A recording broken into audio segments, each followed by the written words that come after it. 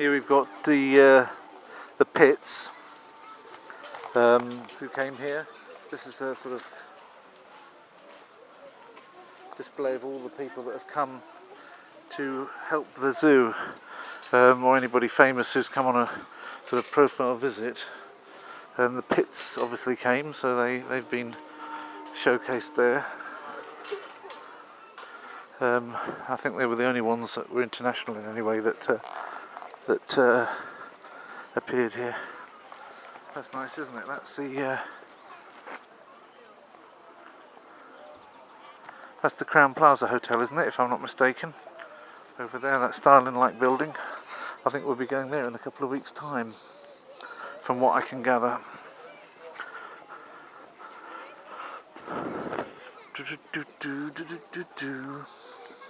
Oh, here we go.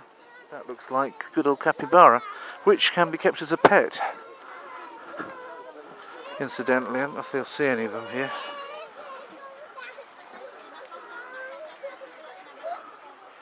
But the capybara are already being bred for people to keep as pets. Obviously they make a mess of your swimming pool, but if you love them, then you'll put up with it.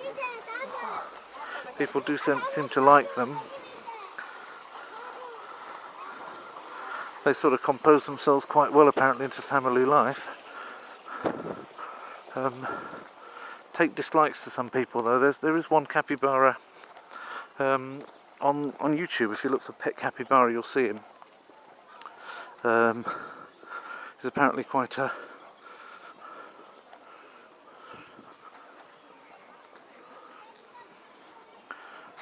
complex character. So this is another one of those play areas. I was kind of walking around with the sort of street walker on Google as my avatar. I'm walking around this part of the zoo. I already recognise it from walking around in it in Google. It's quite an amazing thing when you think about it. I've definitely seen this before. Now what have we got here? Are they not colobus monkeys? He says, guessing again. No, they're not. They're other things that I've never seen before. Goreza plastikova, colobus. Oh, it is a colobus monkey. It's just got a funny name in Czech. So there we are. It is a colobus monkey.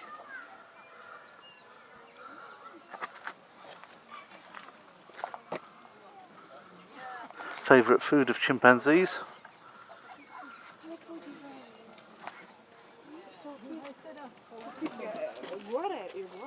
He's trying to avoid the invasion of his privacy there, but I got in there anyway. It's not a very big enclosure though when you think for them, is it? When you consider these are animals of the jungle. It's not really that fantastic that they've got so little space.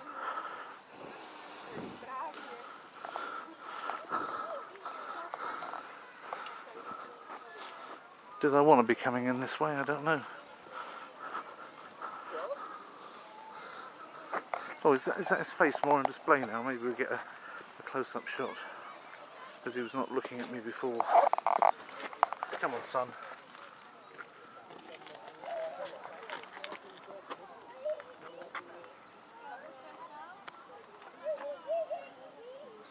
You don't look happy, do you? Not really. I'm sad for him.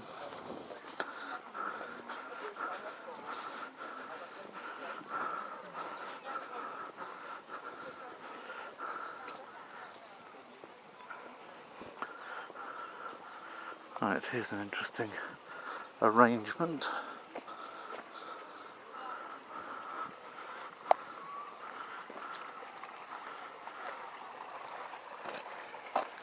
Right, black and white ruffed lemur and red ruffed lemur, apparently.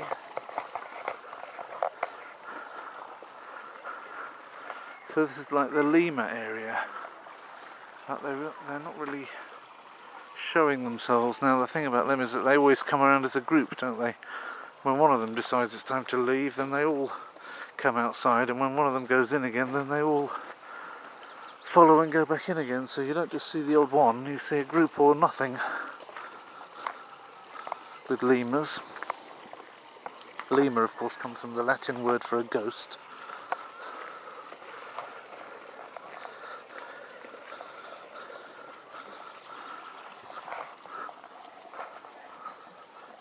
These must be the red ruffy ones.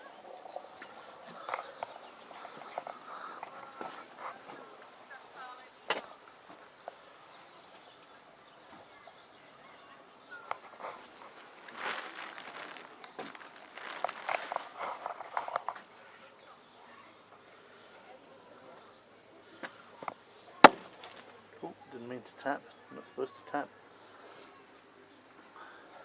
And of course they look much more like cats, and that looks much more like Pushkin than it looks like me, yeah? But apparently, so say Dawkins and others, if you look at his genes on a molecular level, he is an awful lot more like me, or you, assuming that you're also human, and I'm assuming that I am, which is sometimes something that you might call into question, but a lot more like me apparently and you than it is to Pushkin. So I don't know if I swallow that. So there, with braille underneath it, is the flamingo's egg, or a model thereof. So you get to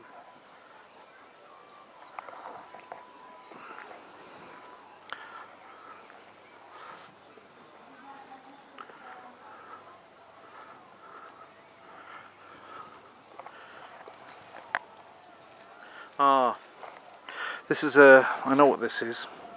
There was a flood in 2002 that I mentioned earlier. The Vltava went right up, and this is some of the damage that it did. Like for example to this lemur house, pushed it over onto one side. Well, they got a better one out of it afterwards, I suppose. So it's an ill wind, but apparently an awful lot of damage ended up getting done. A lot of animals got killed, so that wasn't very nice. And there's a little train thing going round and round.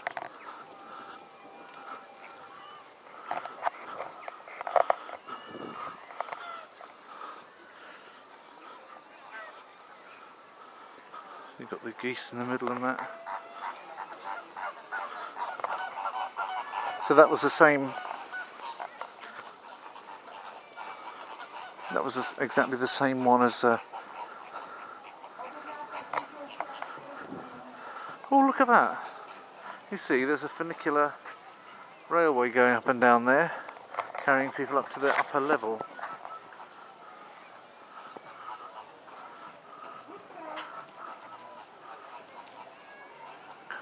I don't suppose the flood hit that part much.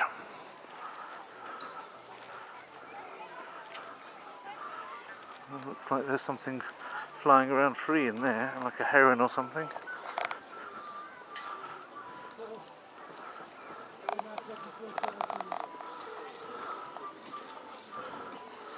Right.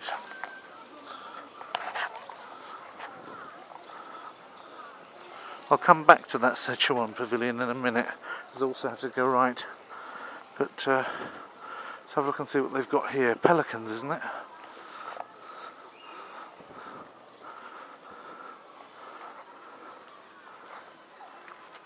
There you go. Pelican Billy. Billy the Pelican.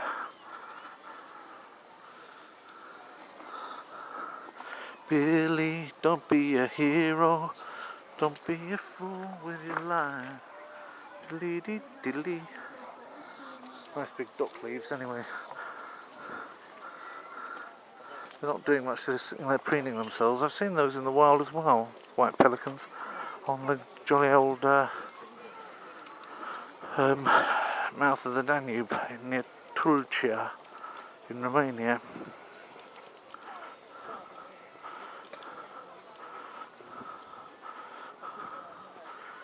It's a nice collared dove.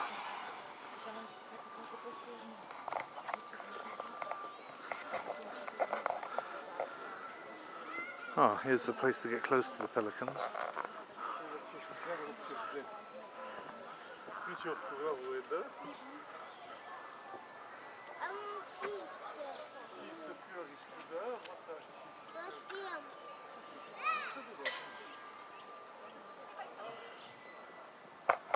There we are.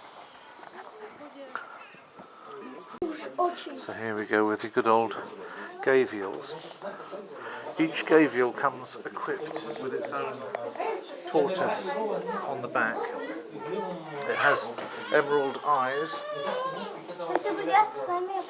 Another one over there sleeping has tortoises. Well, actually no, they're just tortoises on a rock. They're not on a gavial, but this one's got his own tortoise. Under the water you've got fish. Various sorts. There's a nice big barb there. Yeah, in the main they've got barbs. Oh, this is a big turtle. There's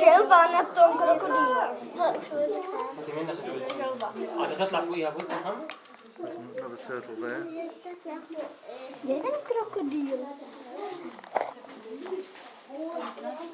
They're actually very nice.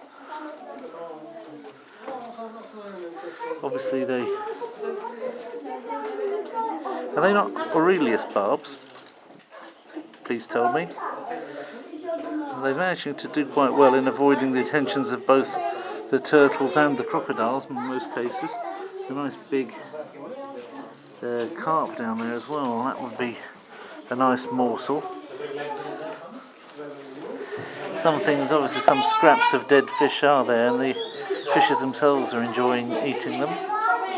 There's another monstrous crocodile over there. There's a nice rasbora there, a nice long one. So if your fish get too big in your aquarium and you give them to the zoo, then that's probably where they'll end up, here in the crocodile enclosure.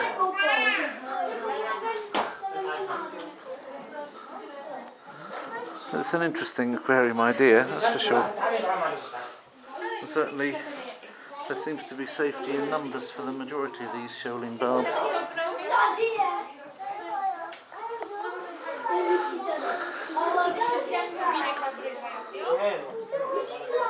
Nice. Very nice.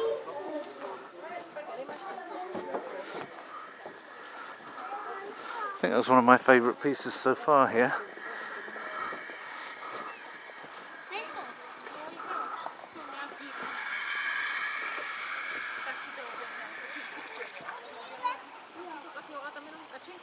Okay, well it's apparently outside as well here. There's the odd turtle, but and of course the moorhens are out enforcing the mallards, but I don't see any crocs here. They're supposed to be though, according to that. So it looks like they're all inside at the moment.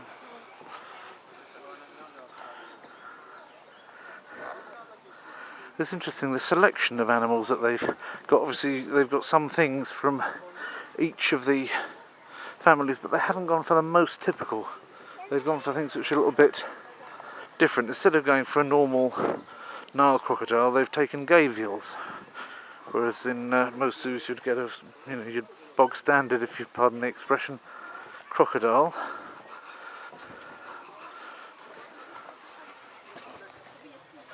This is Jeffrey's spider monkey. If you can see it.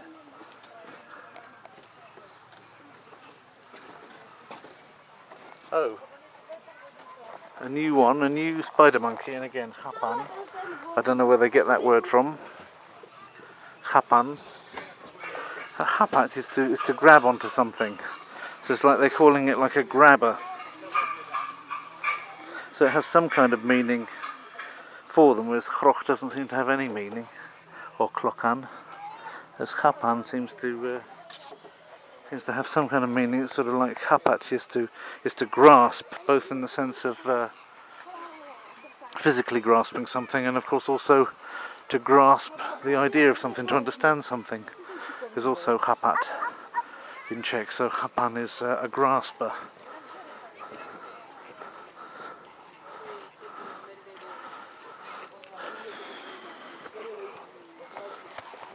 I think we're back to the same place.